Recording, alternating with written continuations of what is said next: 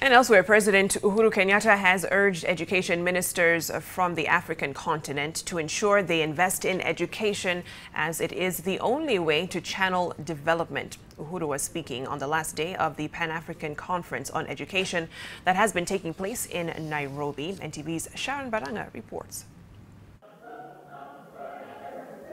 The three-day Pan-African Conference on Education culminated in what is termed the Nairobi Declaration and call for action on education. Education ministers from Africa and education stakeholders pledged to promote quality lifelong learning at all levels, making the learning environment more healthy, inclusive and safer, among other things. Only 7 countries in Africa have so far achieved universal primary enrollment. And so today I ask you to look at these numbers. Pertinent issues that were brought to the fore by education is that Africa should take into consideration, if it is to deliver quality education for all, is to ensure that we have good infrastructure, policies, teacher motivation and the right curricula from early childhood stage all the way up to tertiary level. We also agree that we must close the education gap if we are to realize our full potential.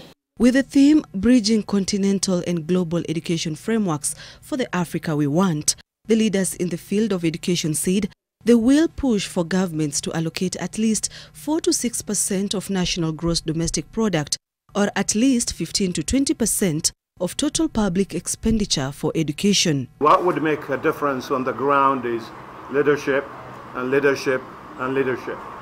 But that leadership needs to galvanize everybody.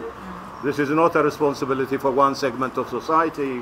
We need skilled, competent youths to move this continent forward. And this has to be done with STEM. That is science, technology, engineering and mathematics. The Pan-African Conference of Education will now be happening after every 2 years.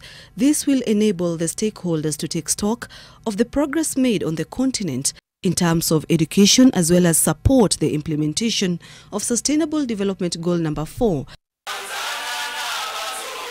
that is centered on the delivery of quality education.